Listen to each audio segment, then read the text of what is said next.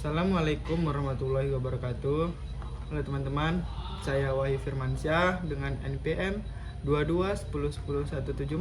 Di sini saya akan menjelaskan hasil dari PowerPoint saya mengenai bagaimana beracara di Mahkamah Konstitusi. Baik teman-teman, di sini saya akan membahas materi dari PowerPoint ini. PowerPoint ini terdiri dari 4 materi, yang dimana materi pertama adalah apa saja asas-asas dalam beracara di Mahkamah Konstitusi.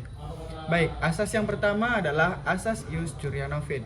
Apa itu asas ius curiae novit? Asas ius curiae novit adalah asas bahwa pengadilan tidak boleh menolak untuk memeriksa, mengadili dan memutus suatu perkara yang diajukan dengan dalih bahwa hukum tidak ada atau kurang jelas.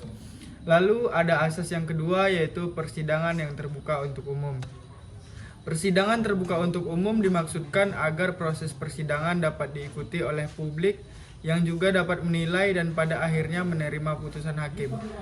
Mengapa hal ini penting, teman-teman? Karena semua putusan yang dikeluarkan oleh MK akan berdampak kepada masyarakat di Indonesia, yang dimana konstitusi merupakan salah satu dari 4 pilar dalam menegakkan negara Indonesia. Masuk pada asas yang ketiga, yaitu ada asas independen dan imparsial. Independence merupakan prasyarat pokok bagi terwujudnya cita negara hukum dan merupakan jaminan bagi tegaknya hukum dan keadilan.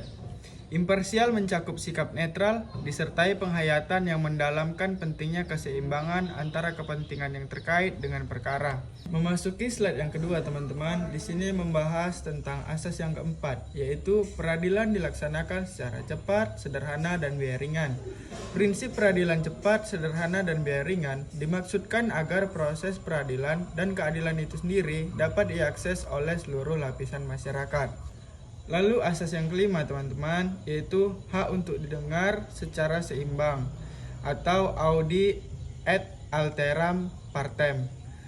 Para pihak dalam hal ini adalah pihak-pihak yang saling berhadap-hadapan, baik sebagai tergugat, penggugat, pemohon, termohon, maupun penuntut dan terdakwa. Lalu asas selanjutnya ada hakim dalam persidangan. Hakim aktif dalam arti tidak mencari-cari perkara. Hakim tidak akan memeriksa, mengadili, dan memutus suatu sebelum disampaikan oleh pemohon ke pengadilan. Memasuki asas yang terakhir, teman-teman, ada asas yang disebut dengan asas praduga keabsahan atau praesumptio iustae causa. Asas praduga keabsahan adalah bahwa tindakan penguasa dianggap sah sesuai aturan hukum sampai dinyatakan sebaliknya. Memasuki slide keempat, teman-teman, di sini membahas sumber-sumber hukum acara dalam hukum acara Mahkamah Konstitusi. Dalam hukum acara Mahkamah Konstitusi ini terbagi menjadi beberapa sumber dan terdapat sumber utama. Sumber hukum utama adalah konstitusi itu sendiri, yaitu Undang-Undang Dasar Negara Republik Indonesia tahun 1945. Ketentuan undang-undang dan PMK sebagai dasar memeriksa, mengadili, dan memutus perkara. Namun, digunakan sepanjang tidak bertentangan dengan Undang-Undang Dasar Negara Republik Indonesia tahun 1945. Lalu sumber yang kedua yaitu sumber hukum material. Sumber hukum material dalam hukum acara MK bersumber pada nilai-nilai yang diyakini kebenarannya oleh bangsa Indonesia, yaitu Pancasila. Dan juga ada teori atau ajaran hukum konstitusi dan ilmu hukum tata negara. Lalu yang selanjutnya, teman-teman, ada sumber hukum formil. Di sini banyak sumber yang didapat dari sumber hukum formil, seperti pasal 24C ayat 6 Undang-Undang Dasar 1945. Dan ada juga Undang-Undang Dasar nomor 24 tahun 2003, Junto Undang-Undang nomor 8 tahun 2011, dan Undang-Undang nomor 7 tahun 2020. Dan masih banyak undang-undang lainnya yang bisa teman-teman lihat di sini. Masuk kepada pembahasan berikutnya, teman-teman. Di sini membahas tentang bagaimana mekanisme permohonan judicial review. Di sini permohonan judicial review dapat diajukan langsung ke gedung MK atau juga bisa mendaftar secara online di situs yang disediakan oleh MK. Lalu di sini langkah yang pertama yaitu permohonan ditulis dalam bahasa Indonesia baku. Lalu ditandatangani oleh pemohon atau kuasanya, dibuat dalam 12 rangkap, dan juga permohonan memuat jenis perkara yang dimaksud dan disertai bukti pendukung. Lalu selanjutnya, pemeriksaan kelengkapan permohonan panitera yang belum lengkap akan diberitahukan. Lalu 7 hari setelah diberitahu wajib dilengkapi. Lalu yang terakhir, registrasi sesuai dengan perkara.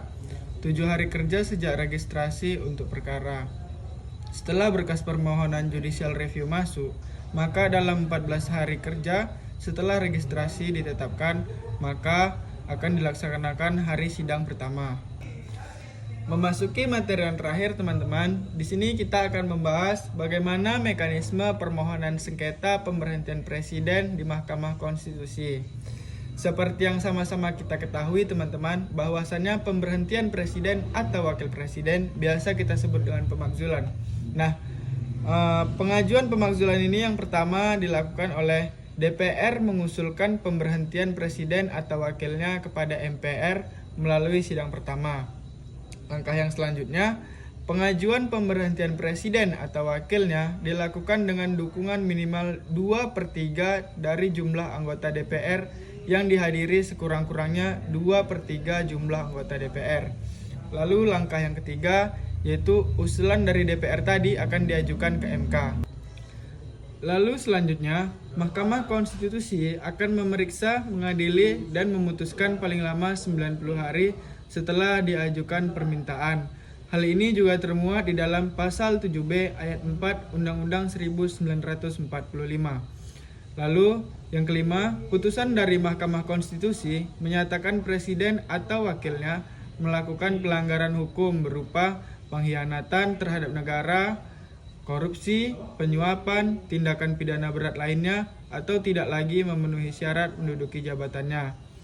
Lalu yang keenam, sidang paripurna Dewan Perwakilan Rakyat untuk meneruskan putusan MK ke MPR. Hal ini juga sejalan dengan pasal 7B ayat 5 Undang-Undang Dasar 1945.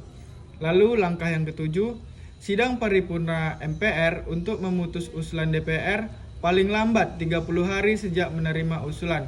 Hal ini termuat dalam pasal 7B ayat 6 Undang-Undang Dasar 1945 dan juga pasal 37 ayat 1 Undang-Undang MD3.